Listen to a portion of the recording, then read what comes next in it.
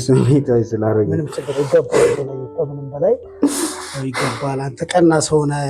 ዛሬ የተለየ ፕሮግራም ነው የምናደርገው። እስከ መጨረሻ ድረስ አብራችሁኝ ነው።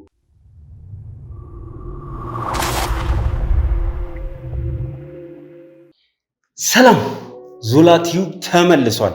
እንግዲህ እንደሚታወቀው በአዲስ ቻናል ተከስተናል። አዲሱ ቻናል እያደገ በሚደንቅ ሁኔታ ዛሬ ላይ ደርሷል ማለት ነው። ለዚህ ደግሞ አስቀድመን የምናመሰግነው እናንተን ነው። ውድ ወዳጆቼ ከልብ አመሰግናለሁ። ሰላም ሰላም ሰላም ሰላም ውድ የዞላ ቲዩብ ቤተሰቦች እንደምን አላችሁ? ሰላም ደስታና ፍቅር ለእናንተ ይሁን እያለን እንግዲህ የዛሬው ለየት ያለ ፕሮግራም ተጀመረ ማለት ነው። ዛሬ እንግዲህ ለየት ያለ ነገር ይዤ ቀርቤያለሁ። ወዳጆቼ ደውለውልኛል። ልናገኘህ እንፈልጋለን፣ ስለ አዲሱ ቻናልህ ልናወራ እንፈልጋለን። እንግዲህ እንደሚታወቀው አዲስ ቻናል ሲከፈት ሀስሉ በጣም ብዙ ነው። እንግዲህ እንደምታዩት ነው። በመቶ ሺዎች ሰብስክራይበር ከነበረው ቻናል በ00 እናንተን አምነን ቻናል ከፍተን ፕሮግራማችንን ጀምረናል። ብዙዎችን እየደረስንላቸው እንገኛለን። እንግዲህ ይሄ የሆነው በእናንተ ነው። ወደ ነበርንበት ለመመለስ ደግሞ ሂደት አለው። አዲስ ቻናል ደግሞ በጣም እጅግ በጣም ብዙ ሂደቶችን ይጠይቃል። እንደ አጋጣሚ ሆነው እንግዲህ በዚህ ሂደት ውስጥ ብዙ የኔ የምላቸው ሰዎች እየተሳተፉልኝ አይገኙም እና ከዚህ የተነሳ እስቲ ዛሬ ደግሞ የሆኑ ወዳጆቼ ካሜራማንን ይዘህ እኛ ጋር ተከሰት ብለውኛል። እዛ የምንከሰት ነው የሚሆነው። ከዛ በፊት ግን እስከ ዛሬ ድረስ ላደረጋችሁልኝ ነገር፣ ሀሳብ አስተያየት ለሰጣችሁ፣ አለሁ ላላችሁኝ ሰዎች፣ እናግዛሃለን፣ እንደግፋሃለን፣ ከጎንነን ላላችሁኝ ሰዎች በቅድሚያ ምስጋና ይድረሳችሁ ማለት እፈልጋለሁ። እንግዲህ ዞላ ቲዩብ እየተሟሟቀ ነው። ጥቂት ቪዲዮዎች ነው የለቀቅነው፣ ግን በጣም በጣም በሚገርም ሁኔታ ስኬታማ ሆነናል። ጉዟችን በጣም አስገራሚ ነው። እውነት ለመናገር ቻናል ሲጀመር በ00 ተጀምሮ ያውቃል የሚለውን እስካሁን እርግጠኛ አይደለሁም። በ0 ነው የጀመርነው። እናንተን ተማምነን ነው የጀመርነው። እናንተ ደግሞ አላሳፈራችሁንም። ሰብስክራይብ ያላደረጋችሁ ሰዎች ደግሞ እስቲ ለእናንተ ብዙ ሰዎች ቪዲዮዎቻችንን እያያችሁ ነው። የሰብስክሪፕሽን መጠናችን ግን ትንሽ አነስ ይላል እና ቪዲዮ ለማየት መታችሁ ሰብስክራይብ ያላደረጋችሁ ሰዎች እስቲ 1 ደቂቃ የቤት ስራ ልስጣችሁ እና ሰብስክራይብ አድርጋችሁ ዞላ ቲዩብን ተቀላቀሉ። ዞላ ቲዩብ እንግዲህ ላለፉት 2 ዓመታት እንደ ዘላለም ዘገየ እጅግ በጣም ብዙ ስራ የሰራንበት ዓመት ነው። ለብዙ ሰዎች ደርሰናል። ብዙ ኢትዮጵያውያን ከጎናቸው አለን ብለናል። ብዙ የተበደሉ ሰዎችን እንባ አብሰናል። እንግዲህ ፈጣሪ ረድቶናል በዚህ ዘርፍ እና ዛሬም እንግዲህ ይህንን ስራ አስፋፍተን እየቀጠልን እንገኛለን። እንደምታዩት በአዲስ መንፈስ፣ በአዲስ ድባብ፣ በአዲስ ኳሊቲ ነው የተከሰትነው እና እንግዲህ እያንዳንዱ ቀን ላይ ስለምታበረታቱን እጅግ አድርገን እናመሰግናለን ማለት እወዳለሁ። ዛሬ እንግዲህ ለየት ያለ ፕሮግራም ነው የሚኖረኝ። ወዳጄን ሄጄ አገኘዋለሁ። እንግዲህ አግኘን፣ አዲስ ቻናል ከፍተሃል፣ ስለዚህ አግኘን ነው የተባልኩት። ለምን እንደማገኛቸው ግን አልነገሩኝም። ለጥሩ ነገር ይሆናል ብዬ አስባለሁ። ስለዚህ እነሱን የምናገኝ ነው የሚሆነው። ምናልባትም የተቆራረጠውን የቪዲዮን ክፍል አይታችኋልና የሚገርም ነገር ይኖረዋል ማለት ነው። የቪዲዮ እስከ መጨረሻው ድረስ አብራችሁን ከሆናችሁ እንግዲህ እነዚህን ታሪኮች ወደ እናንተ የምናደርስ ነው የሚሆነው። እንደተለመደው አስተያየት ስጡ፣ ላይክ አድርጉ። ሰብስክራይብ ያላደረጋችሁ ሰዎች ደግሞ ሰብስክራይብ አድርጉ። ዩቲዩብ ኮፒ ሊንክ ይደረጋል። ኮፒ ሊንክ እያደረጋችሁ እንግዲህ ቤተሰብነታችንን እናጠናክር ማለት እወዳለሁ። እናንተ ቤተሰቦቼ ስለማታሳፍሩኝ በቅድሚያ አመሰግናለሁ። እንግዲህ ጉዟችንን እንጀምር እስቲ። ዛሬ የተለየ ፕሮግራም ነው የምናደርገው። እስከ መጨረሻ ድረስ አብራችሁ ነው።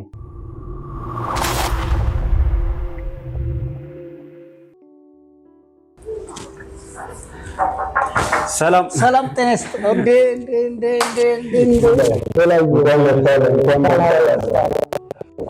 አንተንም እንኳን ደስ አላልኩም።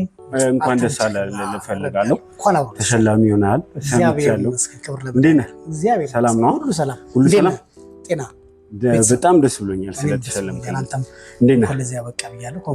አላሰብኩም ዛሬ ዝም ብለን የጠራኸኝ። ለምን እንደጠራኸኝ ግን አላውቅም። ዝም ብዬ እስኪ እንገናኝ ብዬው ተነፋፍቀናል።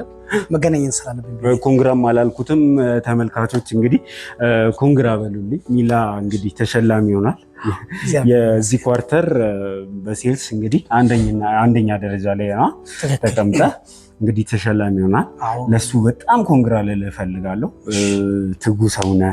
እኔ ብዙ ደንበኞች ያወሩኛልና እንደው ቁጭ እንበል በቢሮክ መጋበዝ ቁጭ እንበልና እናውራ። እሺ ሚላ በድጋሚ እንኳን ደስ አለ። እንግዲህ እኛም በአዲስ ቻናል ተከስተናል። እንደ ቤተሰብ ዛሬ ስጠራኝ ደስ ብሎኝ ነው የመጣሁት። አንተም ደግሞ በጣም ተመስጋኝ ሴልስ ነህ። ብዙ ጊዜ ደንበኞች ያወሩናልኛል እና በጣም ነው የሚያመሰግኑ። ትሁት ነው። በጣም አንደርስታንድ የሚያደርግ ሰው ነው።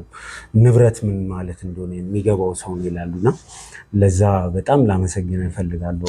አጋጣሚ እንጠቀምበትና ዞላዬ ከልብ አመሰግናለሁ። ያው ለዚህ ክብር ያበቃን ያው ከምንም በላይ ፈጣሪ ነው። እግዚአብሔር አምላክ መድኃኒዓለም ክብሩን ይሰድ እና የሱ ስራ ነው። የሱ ጥረት የሰው ልጅ ይጠራል ይለፋል፣ ግን እግዚአብሔር አምላክ ካልተጨመረበት ምንም ስራ ብንሰራው ዜሮ ነው። ሌላው ደግሞ ለዚህ ውጤት ደግሞ እንድበቃ ያደረጉኝ ደግሞ ከምንም በላይ ደግሞ ከስተመሮች ያንተ ውድ ያንተ ኦዲየንሶች ናቸው ለዚህ ክብር ያበቁኝ። ስለዚህ በዚህ ክብር ደግሞ እንድበቃ ያደረጉ እነሱ ናቸው። ከልብ አመሰግናለሁ። ከልብ አመሰግናለሁ። ክብረት ይስጥልኝ። የነሱ ሪዛልት የነሱ ውጤት ነው። ያው በእነሱ ምክንያት ሽያጮችም ስለተከናወነ ነው። ለተጨማሪም ደግሞ ያንተም እገዛ አለበት። አንተም ከልብ አመሰግናለሁ። እግዚአብሔር ይስጥልኝ። ከልብ አመሰግናለሁ። ሁላችሁንም ክብረት ይስጥልን። እንግዲህ ያው ጥሩ ስራ የሰራ ሰው ጥሩ ነገር ይገጥመዋል። ስለዚህ ዲኤምሲ ሪል ስቴት ደግሞ ለ4 ቀን የዱባይ ቫኬሽን አዘጋጅቶልኛል።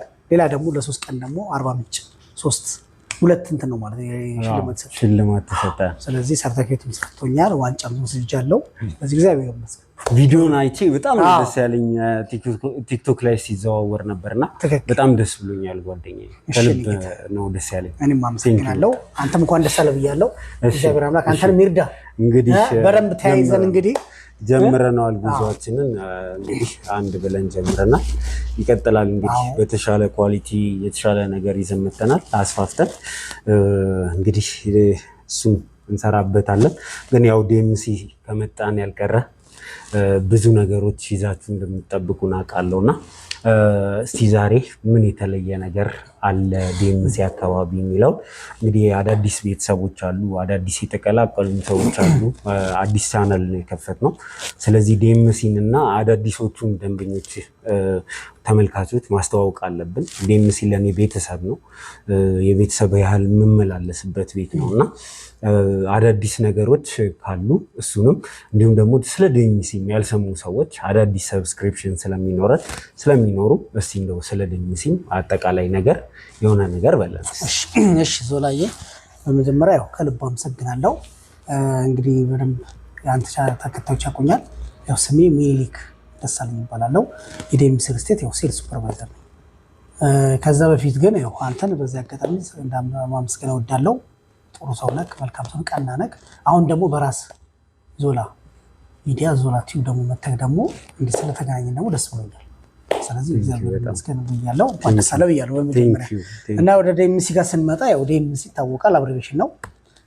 ዳንኤል ማሞ ኮንስትራክሽን ነው። በኮንስትራክሽን ላይ ለ30 ዓመታት የቆየ ሂውጅ ካምፓኒ፣ ትልቅ ካምፓኒ ነው በኮንስትራክሽን ዘርፍ ላይ ማለት ነው። ምናልባት በመንገድ ስራ ካየን ወደ ናዝሬት፣ ሐዋሳ፣ ጀማ ዲኤምሲ በደንብ በኮንስትራክሽን ዘርፍ ላይ ሰርተዋል። ሌላው ከሁለት አሰዱ አርባ ምንጭ ቁልቁለታማ ዳገታማ የሆኑ መንገድ ዲኤምሲ ሪል ስቴት በጥራት በኳሊቲ እንትን ብሏል ማለት ነው፣ ሰርቷል ማለት። ሌላው በዩኒቨርሲቲ ደረጃ ስናይ እኔ አጋጣሚ አረማ ዩኒቨርሲቲ ዶርም እዛ ነው የተማርኩትና አረማ ዩኒቨርሲቲ ዶርሙንም ራሱ ዲኤምሲ ሪል ስቴት የሚሰራው ማለት ነው። እና ዲኤምሲ የሚባል ዶርም አለ ማለት ነው። እና በጣም ተወዳጅ ካምፓኒ ነው፣ ትልቅ ሪል ስቴት ነው ማለት ነው። ሌላው አንድ ሰው ከምንም በላይ ቤት ሲገዛ ሎኬሽን ነው አንደኛ፣ ለትራንስፖርቴሽን አመቺ መሆን አለበት። አንድ ሰው ቤት ሲገዛ። ሁለተኛ ደግሞ ልጆች ከአካባቢ ሲያረቁ አካባቢ ላይ ጥሩ ትምህርት ቤት ያስፈልጋል። ሌላው ደግሞ ሁሉም ሰው እንደየሃይማኖት ተቋሙ አካባቢ ላይ የእምነት ተቋም ያስፈልጋል ማለት ነው። ከዛ እንግዲህ በአሁኑ ሰዓት ዲኤምሲ ሪል ስቴት እዚህ ለው መብራት ጋር እየገነባ ያለ ቤቶች በጣም በአማረ ኮሪደር ልማት የተመረቀ በኮሪደር ልማት የጸዳ ሰፈር ነው ማለት ነው።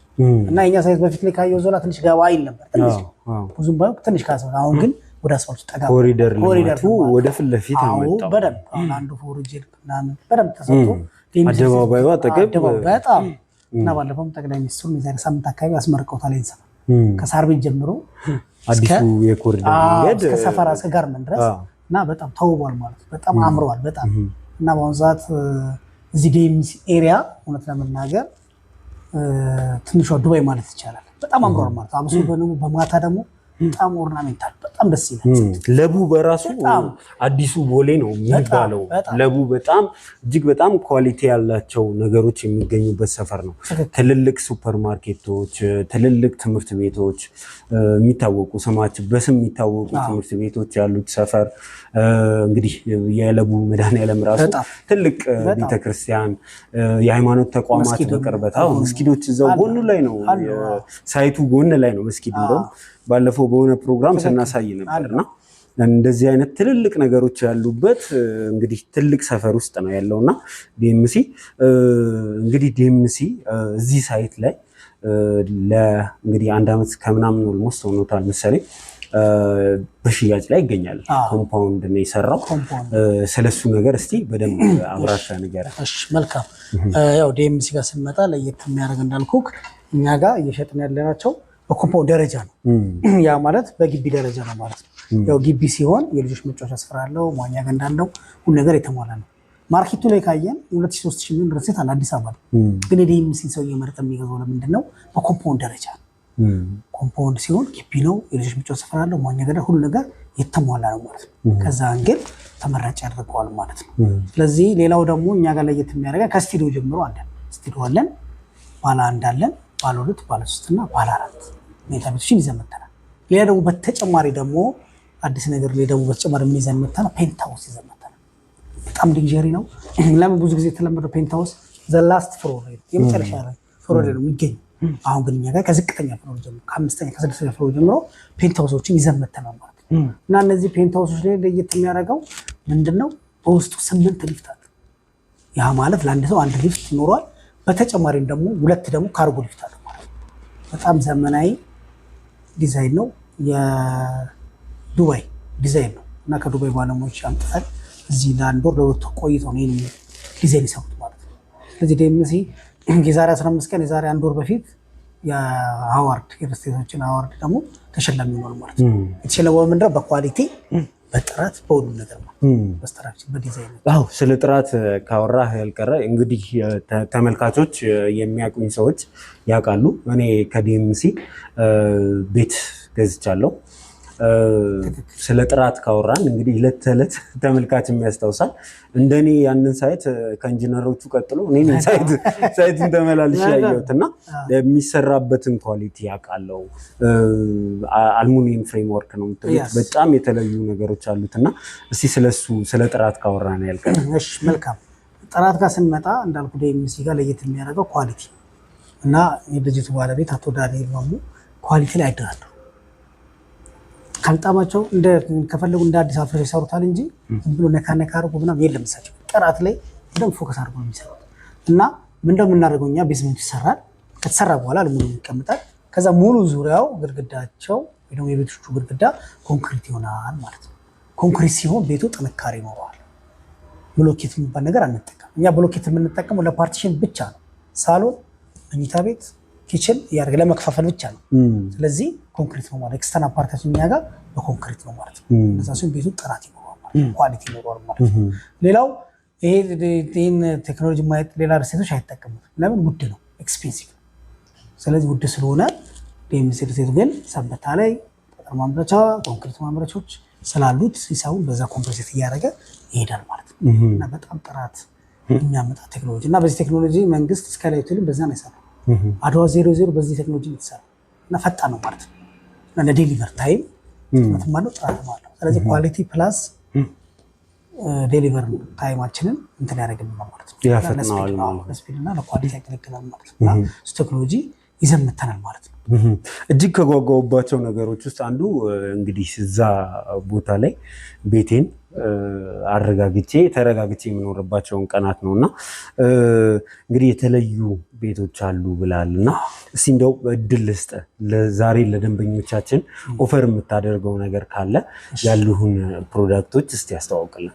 ይቻላል። እኛ ጋር አሁን እንዳልኳቸው አሉ የተወሰኑ ፕሮዳክቶች አሉ። ባለ አንድ እንዳልኩ ከ59 ካሬ ጀምሮ አለ። ለምን ስቱዲዮ ጋር ስንመጣ ከ59 ካሬ ጀምሮ ባለ አንድ 77 ካሬ አለ። ባለ ሁለት ጋር ስንመጣ ከ125 ካሬ ጀምሮ ይኖራል። ባለ ሶስት ጋር ደግሞ ስንመጣ ከ150 ካሬ ጀምሮ ይኖራል ማለት ነው። ባለ አራት ጋር ሲሆን 170 80 እያለ ይሄዳል። ሌላው ግን ከዛ በፊት ግን ያው ማሳየት የምፈልገው አንድ ነገር አለ። ፔንት ሃውሱ ላይ ምሳሌ ብናይ በጣም የምንወደው ዲዛይን እንዳልኩ ነው። የዱባይ ባለሙያዎች እዚህ መጥተው ዳማ ህንፃ የሚባል አለ ዱባይ ላይ እነሱን ህንፃ የሰሩት ባለሙያ መጥተው ዲኤምሲ ላይ ይሄን ዲዛይን የሰሩት ማለት ነው። ፔንት ሃውሱ ላይ ማለት ነው። ስለዚህ እዚህ ጋር ስንመጣ አሁን ይሄ 210 ካሬ ነው። በጣም ሰፊ ቤት ነው። 210 ካሬ ነው እና አንተ ከገዛው ቤት አጠገብ ነው። አንተ እዚህ ጫፍ ላይ ገዝታል ከዩኒቨርሲቲ አጠገብ። ስለዚህ ይሄ ቤት ነው ማለት ነው። ስለዚህ አንተ የገዛው ባለ ሁለት መኝታ ነው። ይሄ ግን ባለ ሶስት መኝታ ነው። ምን ይመስላል የሚለው ተመልካቾቻችንም በደንብ አንደርስታንድ እንዲያደርጉ። እዚህ ጋር ስንመጣ ባለ ሶስት መኝታ ነው። 210 ካሬ ነው። ሶስት መኝታ ነው። እኛ ጋር ግን ለየት የሚያደርገው ተጨማሪ የሰራተኛ ክላስ አለው። ከሰራተኛ ጋር ባለ አራት እንደማለት ነው። ይኸው ሰራተኛ የራሷ ክላስ አላት። የራሷ ክላስ አላት። የራሷ መታጠቢያ ቤት አላት። ሌላው ላውንደሪ ማሽን አለው። ብዙ ጊዜ ላውንደሪ ማሽን የሚቀመጠው ወይ ኪችን ላይ ወይ ሳሎን ላይ። እኛ ጋር ግን ለብቻ ላውንደሪ ማሽን አለው። ሌላ ስቶር አለው ወይ ደግሞ የጸሎት ቤት ማለት ነው። አንድ ሰው ዕቃ ማስቀመጥ ከፈለገ ወይ ደግሞ ለጸሎት ቤትም መጠቀም ይችላል። ሌላው ሳሎን አለ። ለየት የሚያደርገው ሳሎን ላይ ምን አለው? ባልከኒ አለው፣ በረንዳ አለው። ስለዚህ እነዚህ ፌስ የሚያደርጉት ወደ መንገድ ናቸው፣ የጠዋት ፀሐይ ናቸው እና በረንዳ አለው ማለት ነው ሳሎን። ሌላው ሳሎኑ ላይ ለየት የሚያደርገው ምንድነው? ተጨማሪ ኦፕን ኪችን አለው። ይሄው ለየት ተጨማሪ ነው። ይሄን ጨምራ ኦፕን ኪችን አለው። ሌላው ደግሞ ይሄን ኪችን ኦፕን ኪችን ካለው ሁሉ በተጨማሪ ደግሞ ክሎዝ ኪችንም አለ። ሌላ ደግሞ ኪችን አለ፣ አዲሽናል ኪችን። ሌላው በኪችን በኩል ደግሞ ምን አደረገና ባልከን ያደርገናል። ለምን ብዙ ጊዜ ኪችን ላይ ምግብ ሲሰራ ሽታ ወደ ሳሎን ይመጣል። ስለዚህ አብዞርብ ያደርግልናል ማለት ነው። ሌላው ማስተር ቤዱም አለ። ይሄው ማስተር ቤዱም ደግሞ የራሱ ምን አለው? ባልከን ያለው በረንዳ አለው። ሌላው አንደኛው ሜታ ቤት ይሆን። ይሄኛው ሜታ ቤት ደግሞ የራሱ ይኖራል፣ መታጠቢያ ቤት አለው ማለት ነው። ሌላው አንደኛው ሜታ ቤት ይሆን። እነዚህ ሜታ ቤት ደግሞ የራሱ ምን አለው ማለት ነው? ባስሩም አለው። ሌላው በተጨማሪ ደግሞ ምን ጨምረናል? ፓውደር ሩም ጨምረናል። ፓውደር ሩም ማለት ምንድነው? ኮሪደር አንዳንድ ቤቶች ካየ ኮሪደር ጋር እጅ መታጠቢያ ምናምን አለ እሱ ማለት ነው። አሁን የተለመደው ምንድነው? አንዳንድ ቦታ ላይ ፓውደር ሩም የለም፣ ቶይሌትም ገብቶ ነው ታጥቦ የሚወጣው። ያ ደግሞ ደስ አይልም። እኛ ጋር ግን ኮሪደር አጠገብ ፓውደር ሩም ጨምረናል ማለት ነው። የዲኤምሲ ዲዛይን ለየት የሚያደርገው እንዳልኩ ዱባይ ዲዛይን ይባላል። ምን ማለት ነው? ዱባይ ላይ ቤቶችን ካየን ዋናውን በር ስከፍት ሳሎን አናገኝ፣ ኮሪደር ነው የምናገኝ፣ ሎቢ ነው የምናገኝ።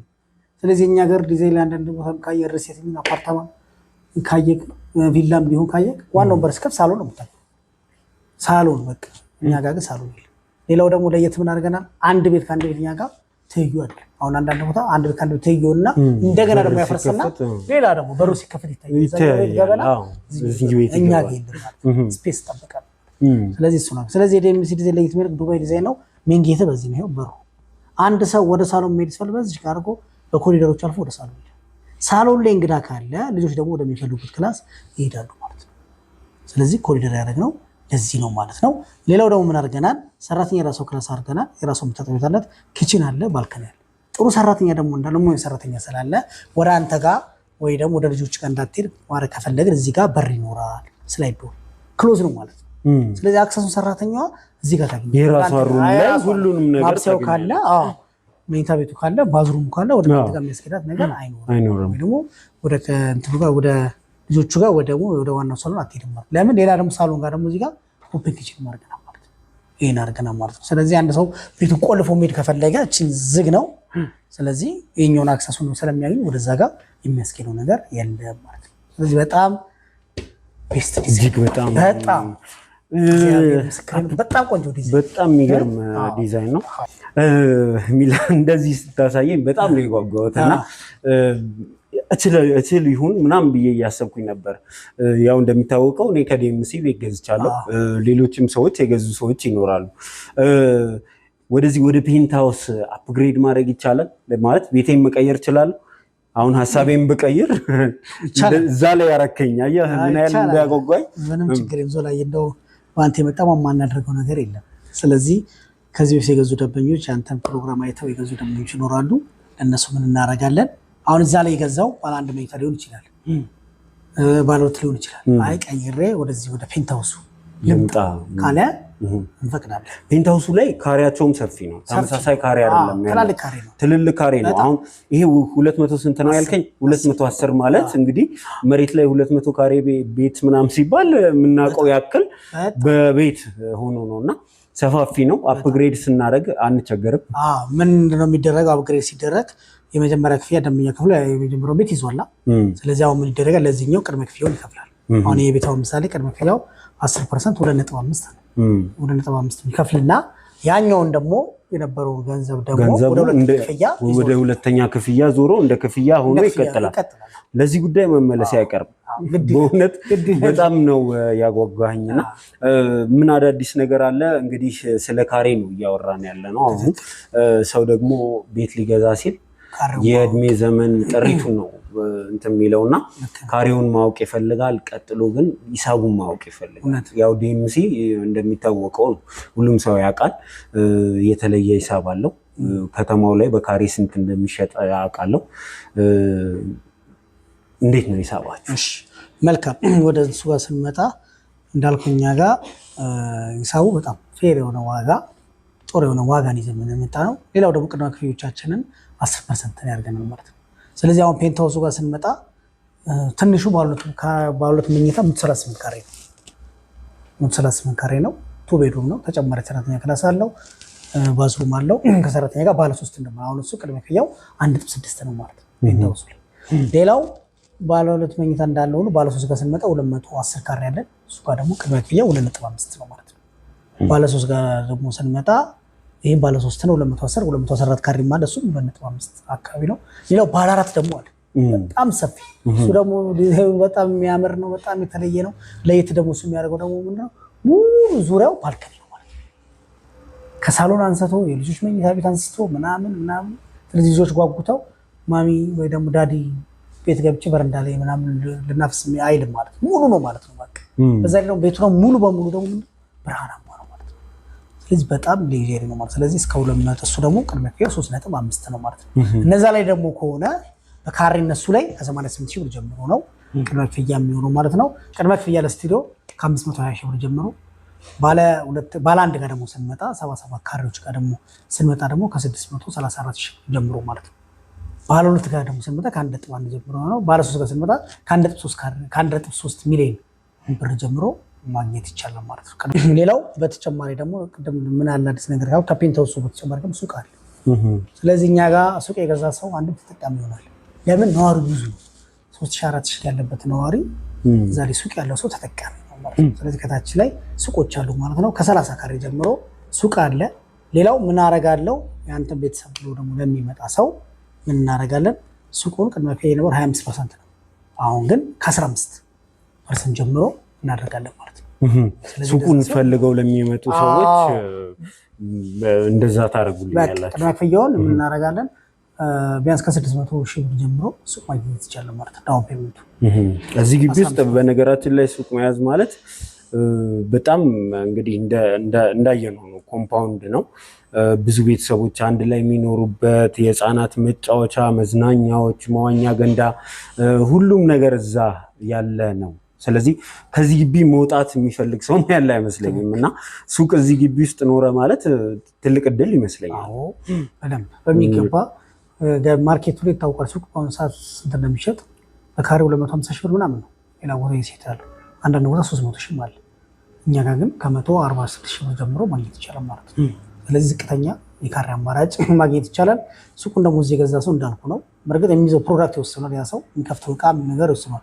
ግን በተጨማሪ ግን ዋናው ፖፑሌሽን ዴንሲቲው በጣም ብዙ ነዋሪው ብዙ ስለሆነ ሁሉም ሰው እዛ ላይ መጠቀም ይችላል ማለት ነው። ምክንያቱም ሱፐርማርኬት ሊሆን ይችላል፣ ኮፊ ሾፕ ሊሆን ይችላል፣ የውበት ሳሎን ሊሆን ይችላል፣ ፋርማሲ ሊሆን ይችላል። ስለዚህ ለብዙ አገልግሎት የሚውል ነው ማለት ነው። ስለዚህ አሴት የያዘ ሰው ተጠቃሚ ይሆናል ማለት ነው። ምክንያቱም ከያየ ነው ዞራ ገንዘባችን ይወደቀ ዲክላይ እያደረገ ነው። ስለዚህ 1 ሚሊዮን ብር ባንክ ብናስቀምጥ የሚኖረ 650 ሺህ ብር 350 ሺህ ብር ሉዝ አድርገናል ማለት ነው። አሴትን ገዝተን ብናስቀምጥ ግን ሁሌ ይጨምር ይላል። አብሶ ደግሞ የፊክስድ አሴት በጣም ብዙ ወዳጆቼ ጋርም እዚህ እናንተ ጋር የገዙ ሰዎችም ጋር ስናወራ ነበር። ዲያስፖራዎች ናቸው አብዛኞቹ። በቅርብ የመመለስ ፍላጎት የላቸውም። ቤቶቻቸው ምን ያህል ሊከራዩ እንደሚችሉ ይሄ ዲፕሎማት ኤሪያ ነው። እዚህ ቦታ ላይ ቤት ሲኖረ አንተ የዛሬ 20 ዓመትና 30 ዓመትም የመመለስ እቅድ ይኖር ቤት እየተከራየ ገቢ ነው ገንዘብ እየቆጠረ ነው የሚቀመጠው እና ከብዙዎቹ ጋር ስናወራ በዚህ ጉዳይ በጣም ነው በቃ ደስ ያላቸው። ከቦታውም አንጻር በጣም ደስ የሚል ነገር አለው። እንግዲህ ከመጣው ያልቀረ ሚላ እኔ ካሜራ ይዤ ስመጣ እነሱን ለመጥቀም ነው። እዚህ የኔ ቤተሰቦች እንዲጠቀሙ እፈልጋለሁ እና ለእኔ ቤተሰቦች የተለየ ነገር አላዘጋጃችሁ? በደንብ አዘጋጅተን ደስ ይላል። ምንድን ነው ያደረግነው? ለአንተ ቤተሰብ እንዳልኩ ያሉት ሱቆች አናሳ ናቸው። ቅድመ ክፍያው እንዳልኩ 15% አድርገናል። ለአንተ ቤተሰቦች ቅርቡ ለሚመጣ ለ10 ደንበኛ ስንት እናድርገው? ዞላሽ በአንተ ነው እንጂ እናንተ ቅድሚያ ለሚመጣ 15 ደንበኛ እናድርገውና ስለዚህ ቅድሚያ ለሚመጡት ሱቁ ማግኘት ይችላሉ። ሌላ ደግሞ ሱቁ ላይ ደግሞ ለሚመጡ ብለው ደግሞ ዞላን ቻናል ነው በዚህ በምናስቀምጠው ስልክ ቁጥር ብቻ በዚህ ስልክ ቁጥር ብቻ በመደወል ስልክ እናስቀምጣለን። ከዛ በኋላ ኢንዳይሬክት ደግሞ እኔንም ያገኙኛል። ያው ስለሚመጡ ስለምናገኛቸው እዚህ የስልክ ቁጥር እናስቀምጣለን። የዞላን አዲሱን ቻናል አይቶ ነው ብሎ ለሚመጣ ደንበኛ ለ15 ቤት ዲስካውንት እናደርጋለን። አንድ ደግሞ 15 ቤት ደግሞ ሱቁን ደግሞ ቀዳሚ ዲስካውንት እናደርጋለን ማለት ነው። ቅድመ ክፍያዎቻቸውንም ሱቁንም ደግሞ 15% እናደርጋለን ማለት ነው። ስለዚህ ያው ለአንተ ቤተሰብ ይሄን አድርገናል። ደስ የሚል እድል ነው የሰጣችሁኝ። ስለሰጣችሁኝ እድል እጅግ አድርጌ አመሰግናለሁ። እሺ እንግዲህ እንደምታውቀው ያው የኔ ተመልካቾች አብዛኞቹ ዲያስፖራዎች ናቸው። ከኢትዮጵያ ውጭ ነው የሚኖሩት። እንደው ከኢትዮጵያ ውጭ ሰው የለኝም እንዴት አድርጌ ነው ቤት ልገዛ የምችለው ብለው የሚጨነቁ ሰዎች ይኖራሉ እና ብዙ ጊዜም ታውቃለህ እኔ ለወክለውና እሱ ይግዛልኝ ምናምን የሚሉ ሰዎች ብዙ ጊዜ ወደ ሚዲያችን ይመጣሉ እና እንደው እኔን ሳይወክሉኝ ቀጥታ ከዲኤምሲ ጋር ተገናኝተው ቤት መግዛት ይችላሉ። እሱም ብቻ አይደለም የባንክ ጉዳይም አለ። የብድር ጉዳይ እያለቀ ነው የባንክ ጉዳይ ምናምን የሚለው እስቲ ሰምቻለሁ እና እሱንም እንትን በለኝ። እሺ ዞላዬ ከልብ አመሰግናለሁ። ያልከው ጥያቄ በጣም ኢምፖርታንት ነው። አብሶ ውጭ ሀገር ያሉት ወንድሞቻችን ሀሴት መግዛት ይፈልጋሉ። እነዚህ ሰዎች ገንዘብ የሚያመጡት እውነት ለመናገር 24 ሰዓት 48 ሰዓት 72 ሰዓት እንቅልፍ ሳይተኙ እውነት ለመናገር ነው። እንደ ዲያስፖራ የሚያሳዝነኝ እንደ ዲያስፖራ ለእኔ ምስኪን የለም። ለምን በቃ ለፍቶ እንቅልፉን አጥቶ እዚህ ጋር ቤተሰቡን ጥሎ እናት አባቱን ጥሎ ትዳሩን ጥሎ ልጆቹን ጥሎ ላይፉን ጥሎ ነው ተሰዶ እየሰራ ያለው እና ደግሞ ያ የሰራ ሰው ደግሞ ገንዘቡ ደግሞ አልባሌ ቦታ ከሚሆን ሀሴት ደግሞ እንዲገዛ ሁሌ ሪከመንድ አደረግ ሁሉም ሰው እንዲጠቀም እላለሁ። ምክንያቱም የለፋው ሰው ሪዛልቱ የሚታየው በፊክስድ ሀሴት በቋሚ ንብረት ነው። ስለዚህ እነዚህ እህትና ወንድሞች ተወካይ ሊኖራቸው ይችላል። ተወካይ ደግሞ ያስቸግረናል እና ስትለው ምናምን አይመጣም። እኔ ምን ያገባኝ ለሱ ነው ወይ ምናምን ስንት ብር ይሰጠኛል ስንት ምናምን ጭቅጭቅ ነው። ያንዴው ምን አድርገናል? ዲኤምሲ ሴት በዲኤች ወይ ደግሞ በፖስታ ያለበት አድራሻ ድረስ ዲኤምሲ ሴት ይልክልካል ዶክመንቱ። ከዛ 10 ፔጅ ነው 2 ዶክመንት ይልካል። አንደኛው ፈርሞ ራሱ ያስቀራል፣ አንደኛው ደግሞ ፈርሞ ደግሞ ወደኛ ይልካል ማለት ነው። ስለዚህ ፋይል ይታሰራል ማለት ነው። ስለዚህ በዲኤችል መግዛት ይችላል ማለት ነው። ስለዚህ ከሱ የሚጠበቀው የሎ ካርድ ወይ ደግሞ ፓስፖርት ማንነቱን የሚገልጽ መታወቂያ ማለት ነው ባለው አድራሻ ይልክልናል። በዚህ በምናስቀምጠው ስልክ ቁጥር በቴሌግራም ከልጆቹ ጋር ከዋትሳፕ ዲስከስ ያደርጋሉ። ከዛ በኋላ የመረጠውን ካሬ ዲስከስ ካደረግን በኋላ ከወሰነ እንልክለታለን ማለት ነው። ከዛ እነሱ ደግሞ በድርጅቱ አካውንት መጀመሪያ ገቢ ያደርጋሉ ማለት ነው። ገቢ ሲያደርጉ ደረስ ይቆረጣል፣ ውሉ ይዘጋጃል፣ ውሉን እንልክላቸዋለን ማለት ነው። በነዛ አድርገናል። ሌላው እንዳልከው የባንክ ኦፕሽን አለ እንደ ዲኤምሲ ላይ ግን አሁን እያለቀ ነው። ለተወሰኑ ደንበኞች ነው ድርጅቱ የፈቀደው። ግን እንዳልከው ለእነዚህ 15 ቤተሰቦች ደግሞ እንዲጠቀሙ ይቻላል ማለት ያ ማለት የመጀመሪያ ክፍያ 10% ይከፍላል ደንበኛው። ከዛ ቀጣይ 15 ነው። ከዛ 15 ነው 40%ቱን እስከ 3 ዓመት ድረስ ደንበኛው ይከፍላል ማለት ነው። 60%ቷን ደግሞ ራሱ ዲኤምሲ ሪል ከባንክ ጋር ያገናኛል ማለት ነው። ስለዚህ የአንተ ቤተሰቦች ሞር እንድጠቀሙ ስለምፈልግ ለ15 ቤተሰብ ነው እሱን ፈቅጃለሁ ማለት ነው። ቴንኪው በጣም እንግዲህ ሁሌ በራችሁን ክፍት አድርጋችሁ ስለምትቀበሉ ጥያቄዎችን ሁሉ ስለምታስተናግዱ ከልብ አመሰግናለሁ ማለት እፈልጋለሁ። ሚላ በጣም ቴንኪው። እኛም ከልብ ቆይ ዝም ብሎ መላቀቅ የለም ዛሬማ። ስለዚህ እኛም ከልብ እናመሰግናለን። ስለዚህ እስከ አንድ የምንወስደው ቦታ አለ። እስኪ ተከተል። ሳይት ምናምን ድረስ ልንሄድ ነው? አይ እዚሁ ነው። እዚሁ ነው? እሺ እዚሁ ነው። እሺ ቴንኪው። እሺ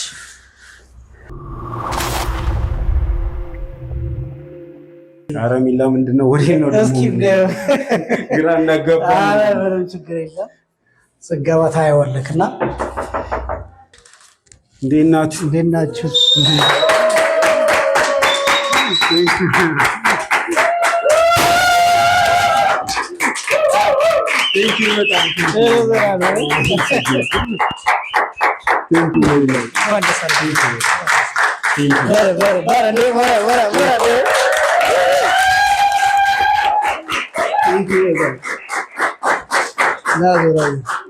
ቴንኪው ሚላ በጣም እግዚአብሔር ይስጥልን። ያላሰብኩት ነገር ነው ማለት በዚህ ታይም ማንም እንደዚህ ያሰበልኝ ሰው አላገኘውም። ሽግግር ላይ ስትሆን የሆኑ እንትን የምትላቸው ነገሮች አሉና አሁን ያለሁበት ሁኔታ እንደዛ ነው እና በድፍረት ነው ይህንን ቻናል የጀመርኩት። እናንተን ተማምኜ ነው። ላደረጋችሁልኝ ነገር እጅግ አድርጌ ነው አመሰግነው ማለት እፈልጋለሁ። ሚላ በጣም ቴንኪው። ሶሪ በጣም ምንም ስሜት ስላደረገ ምንም ችግር ይገባል። ከምንም በላይ ይገባል። አንተ ቀና ሰው ነህ፣ መልካም ሰው ነህና ያው በብዙ ነገሮች አብረን ዲስከስ አድርገናል። ብዙ ነገሮች ያው ያንተ ለውጥ የኛ ለውጥ፣ ስለዚህ እንኳን ደስ አለህ ብለናል። ቴንኪው በጣም ቴንኪው። እንኳን ደስ አለህ በእውነት በጣም ምንም ማልቀስ አይገባም። እንኳን ደስ አለህ። ሌላው ደግሞ ምን አድርገናል? ያው አንተ ከኛ ብዙ ስራዎች ከአንድ ዓመት በላይ ይሆናል ከኛ ጋር ስራዎች ሰርተሃል። ጥሩ ጥሩ ደንበኞች አምጥተህ ጥሩ ጥሩ ክንውኖች የሽያጭ ክንውኖች አድርጋልናል እና በዛ ደግሞ ዴምስ ሪል ስቴት ደግሞ አንተን ለማበረታታት የአንተን ሞራል በደንብ የበለጠ ቢውልድ ለማድረግ የገንዘብ ስጦታ ደግሞ አድርገን እንዳልማል በጣም